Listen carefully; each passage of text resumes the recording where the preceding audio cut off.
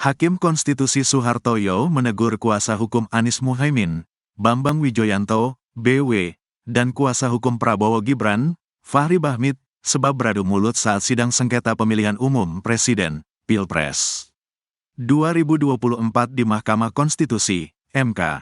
Soehartoyo bahkan menyuruh kedua orang itu untuk keluar ruang sidang jika masih terus berdebat. Momen itu berawal ketika Bambang Wijoyanto tengah mengajukan pertanyaan kepada saksi dari Prabowo Gibran, Ahmad Doli Kurnia. Ia mempertanyakan isi rapat DPR bersama KPU mengenai adanya intimidasi komisioner lembaga penyelenggara pemilu itu terhadap jajaran di daerah. Mohon maaf Ketua, jadi ada civil society yang menekuni soal pemilu bersih?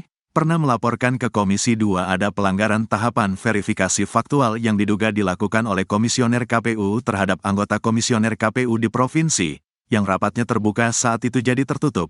Apakah kita bisa dapat hasil itu dan gimana proses? Tanya Bambang Wijoyanto.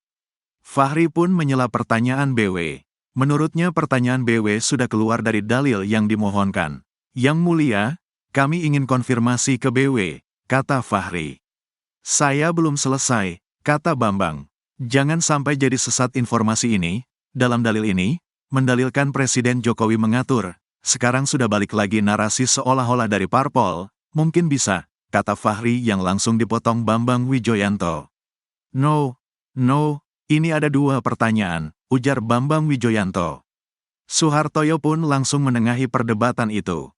Dia meminta BW dan Fahri keluar jika masih ingin berdebat. Sudah kalau mau bicara semua keluar saja berdua, ujar Soehartoyo.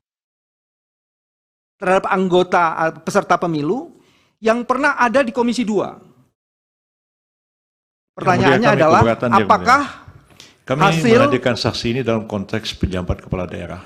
Ya, tadi. Bukan kami ingin membuktikan, Pak Ketua, ada pelanggaran terhadap prinsip-prinsip penyelenggaraan pemilu.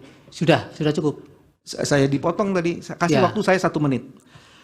Biar nanti saksi sebisanya dia jawab. Ya, Karena tadi memang core-nya yang dijelaskan adalah soal